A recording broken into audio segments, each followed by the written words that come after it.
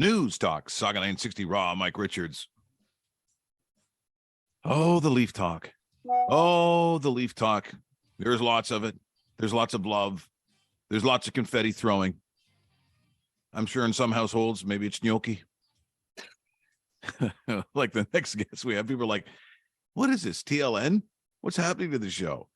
Every segment now is like full tele-Latino, Italian, and I'm like, well, it is what it is. It's always been that way. Even in Calgary, it was that way. In Calgary, it was the same thing. And back in the fan days when I started doing Anthony from Woodbridge. I mean, it was the same thing. You gotta hand it to it. It's just something about the Leafs. It's magical, and the magic continues after a first round, boys. So from the Puckin Leafs podcast, we got Coach Frank, we got Bobby Bottles, Fratello, the legend. Buongiorno. Bobby Bottles, come va? I was saying this morning, I said, you might have been the first communication from anybody in Toronto I ever got. I'm pretty sure the first tweet I ever read, I'm like, look at this guy. His handle, he's mint. Bobby Bottles. And it wasn't about tennis, something about tennis. I think it was because it was. I'm like, look at this. This is unbelievable. This is great. Well, guys, great to have you on the show this morning, and certainly lots to talk about. The only thing, and we had Rob Furnish on, right? So we talked about it, and I'm like, yeah, like let some steam off winning a first round. Like let the people have some fun. I really don't care. And people are like, look, it looks like a parade. Leaf hate, right? I get it. I get the Leaf hate. They think they've won already. But when you've waited this long for something, let the people have their day. And that's how I feel about it. But the reality is, and this is the way I've been putting it all morning long, the bully that always took your lunch at school, that would be the Bruins. Every day you show up, they take that lunch. One day you find out that family left your street. The bully moved out. You're like, this is awesome. Yeah, not that awesome, because the guy that used to take your lunch, they just got their lunch taken by someone else who just moved on your street. That's right. Before we start throwing confetti and saying this is the easiest, people, oh, what a path to the Stanley Cup. I'm like, do you see how Florida spun their tires for 5 months and then got it together? So, Coach Frank, I'll start with you. Yep. Looking at this series, this may not be, and I don't know why people think it's going to be a walk in the park, because I think you're in for another 7-game fight at the very least. I think it's wide open too. This thing's going to be kind of a wild series, I think. Yeah. Hey, listen, Mike, they got a guy over there named Matt Tkachuk, who I'd love to have on my team right now. And, you're feeding off that energy, right? And, the thing about Florida is they're catching, quote unquote, lightning in a bottle at the right time. And you usually see the teams that are successful in the playoffs are not the best teams, but it's the teams that get their game right at the right time. And if you think the Leafs are playing with house money, you're not playing a team who's playing with even more. And you heard Tkachuk at the end of the game against Game 7 said, listen, nobody expected us to be here but us. You can't convince the guys in the room that they didn't expect to be here. And, listen, it may not be in Game 1 because it's a quick turnaround for them, but I do expect a really back and forth series with a lot more scrums than you probably got with Tampa, because that's how they beat the Bruins. And I fully expect that for them to take it to the Leafs. Bobby, if I'm taking a look at what has transpired in that first series, what are the things that you looked at as being sort of difference makers that maybe didn't happen before, but maybe it wasn't in previous playoffs, maybe it wasn't even regular season? What stood out to you as the change that sees the Leafs move on from series number 1? I think we talked about it on our show. The mental toughness was totally different this year. They didn't fold down 4-1. It would have been easy to just shut it down and come home, and they kept battling. Timely goaltending. I think that's the one thing they haven't really gotten in a lot of these runs. It seems like the other teams have always had that timely goaltending. They finally got it this year. When they needed a save, they got a save. I mean, in overtime of Game 6, Samsonov makes the save. They come back down and they score it. They just seem like a different team this year. Yeah, and I think it's also fair to say that, when we sit there in the fetal position over all the goaltending over all the years, whether it was James Reimer, I mean, you just go down the list. Freddie got, either people loved them or you just felt like you couldn't count on him to make those saves. And I think, because both of you, and certainly Coach Frank, as from a coaching perspective, the confidence that guys, the change in their confidence when the guy between the pipes, they don't have to worry about, when they realize that they could make a mistake, but that guy's going to save their ass. When you have that, that changes that decor in front of you. That changes the way that guys forecheck, because they no longer are looking over the shoulder thinking that they're maybe a little frail in goal. I think it changes going from the back out. And that's why sometimes I think I see some of these performances. I think I look at Samsonov and maybe being the key to some of this. Absolutely. Like, you know, if you watch the Leafs, you know what they love to do is they love to activate their defense. They love to move the defense down the wall. Hell, you've seen Riley in front of the net a lot of times too, you know, as that extra forward. They wouldn't be able to do that if they didn't think Samsonov, you know, could make that save if they had a 2-on-1 going back or an odd man rush. Samsonov gives them that renewed confidence to play the style, that run and gun style that made them successful, and not maybe hold back because, oh geez, is this guy going to stop another one? You know what I mean? Like that mentality helps you play your game and allows them to take more chances. And I think you hit the nail bang on. When you look over your shoulder and you look at the guy who think you can stop a puck, you're playing with a lot more confidence and a lot more, you can push the pace a little more. So I think now you're going up against another guy who's now doing that for Florida. Hey, this guy's also won 2 Vezinas. So if you don't think Florida's doing the same thing, you know, it's going to be an X factor in the series, in my opinion. Bobby, who would scare you the most looking at that roster, what you just saw? Because they played physical. They played physical against the Boston team, and the physical side is the one thing I always say at this time of year, even though it's a little old school, but the guys are going to start growing the beards. They're going to start, you know, they're going to start looking like Vikings. And you know what? It's just a part of the, I don't think that part of the game has changed. So looking at Florida, what are the things that would be your concerns from a Leaf perspective? I think that's it. And their 2 best players are 2 of the biggest, most physical guys in the league. I mean, there's no shock. It's Tkachuk and it's Barkov. Those are the 2 guys that are going to scare you. And when the Leafs got rid of Sandin, they got a lot of hate. I don't know if Sandin would have been able to play against the 3rd and 4th line against Tampa. I don't know how he would have fared. I thought those were great moves. The Luke Schenn move has been one of the more underrated things. He will be a big key, but those are the 2 guys. I mean, I know they have some pretty nice depth. They've got, you know, Bennett playing well, and they've got some guys playing well, but it's those 2. Those 2 are the keys, and they're big and physical, and the Leafs are going to have to be, they're going to have to match that. You know, I think it's interesting, you know, some of the names we've talked about, including Tkachuk and Sam Bennett, both guys who were wearing Flames jerseys. I think looking back on it, maybe they would have wished that they still had kept wearing Flames jerseys because the guys they got didn't play. It cost Daryl his job yesterday.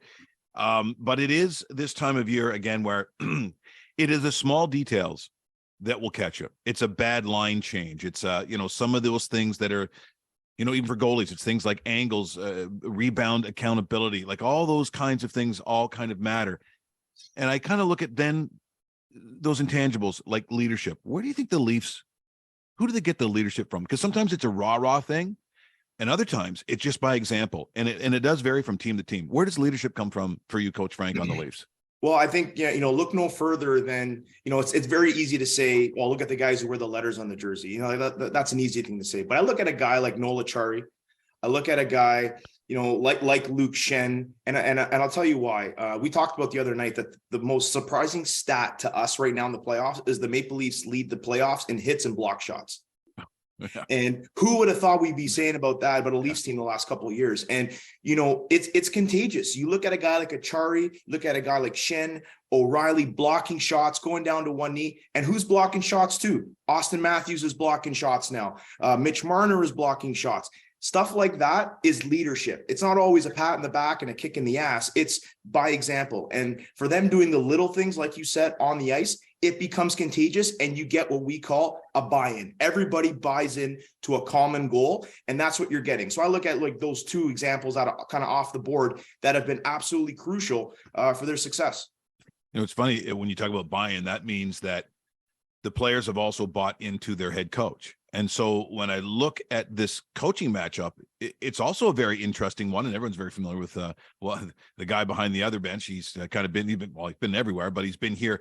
What do you think the coaching looks like at this level? Now that you're by the panic of trying to get by round 1, where do you think Keefe's at now? Did he do a good job with his guys in round 1? Where are you looking at Keefe in this situation for you?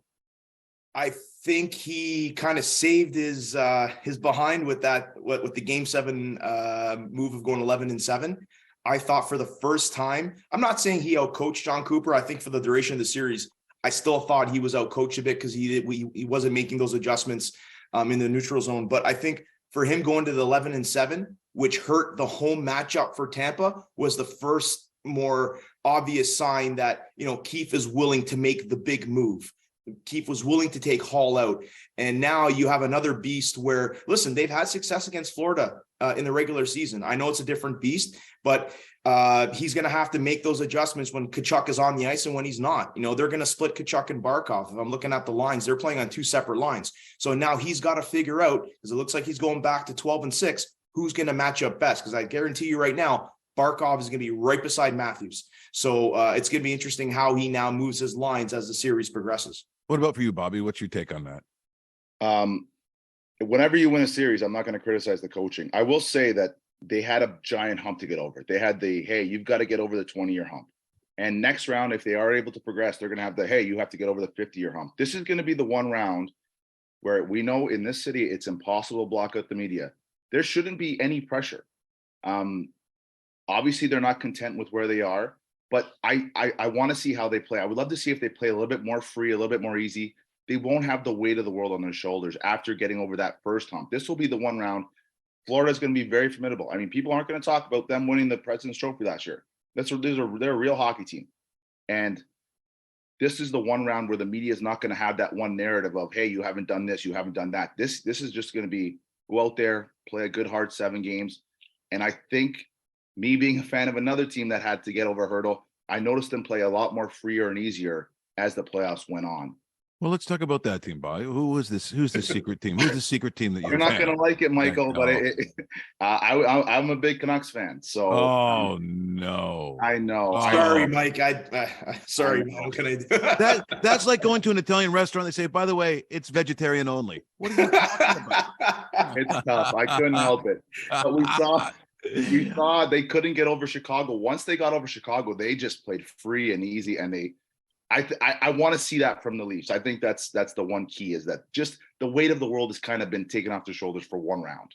Okay, I'm going to ask one more question for both of you, and then and we'll wrap it up. But I'm really curious, and Bobby, I will start with you. You saw some stuff from Austin Matthews, which to me, some of it I just hadn't seen before, like the ability to go in there, go into the dirty places, go into the nasty spots, like hang in there, show the heart of a guy who wants to carry the team on his shoulders and win. Like I did see that. I thought that. Morgan Riley also, getting his face kicked in, he's cut, he's bleeding. All of a sudden, he starts to look like the guys that we loved in the city. He does. Of the guys left on that roster that you still think there's, they haven't hit that ceiling. Maybe they got some room. Maybe they can step it up in this round. Who would that be for on your list with the Leafs that need to also come up to that level that maybe haven't in that first round? I don't think you can ask much more of Ryan O'Reilly. I mean, I think he's been fantastic. He's been a Swiss Army knife. I'll go with Mitch Marner. I think it's the easy one because of the other guys, but I thought he was fine last series. Mitch Marner is, to me, the most dangerous penalty killer I've ever seen, especially from an offensive guy. I felt like he feels more dangerous on the penalty kill. I didn't get that sense last series. Morgan Riley was fantastic. Austin Matthews was fantastic. Mitch Marner was fine. I think he's the one guy that maybe can get just a little bit more, but he wasn't bad last series. I'm not saying he was bad, but I think that's the one. Frank? Imagine being just fine and leading the playoffs in points. Yeah. I'm going to take William Nylander. I think Marner was the obvious, but for me, it's Nylander.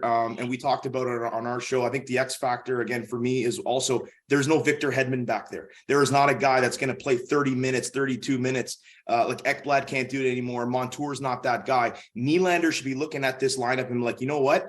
I got carte blanche on this ice. They need secondary scoring. If they're going to try to shut down Matthews, he's got to get the puck to Nylander. He's got to shoot. He's had success against Florida. He's my target.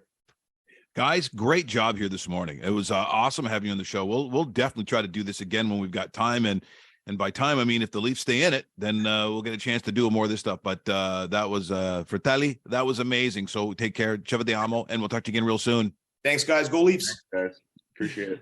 Coach Frank and Bobby Bottles from the Puckin Leafs podcast doing a great job there this morning. It's kind of cool in that the way that we, and Brendan, you could probably speak this a little bit, in getting some of these guys who have their own podcasts and getting some of those that speak the language of the fan and yet are very like Frank to me could be on any station doing whatever he wants. But it's the style that to me feels very comfortable, as opposed to having like your NHL insider, a guy from TSN, a guy from Sportsnet. I think it's very interesting. It sounds really good when these guys come on and talk about it like a real fan, but an educated fan. I mean, I think that's why people like podcasts. It feels different. Yeah, I think you're definitely right. And coming on here, and it's kind of the same style. It fits the style of the show. I think that's the best way to put it, is that you can just kind of come on and like you said, it's not an insider. It's not somebody that necessarily works around the team. It's just Are paid they're- by those yeah, that own I the mean, team. They're Yeah. just fans like we are. And I mean, but they're informed, and then they have I mean, obviously they're really good at doing that, and they have good opinions talking about the Leafs and all that stuff. So I just think it fits the show really well, and that's why it works so well.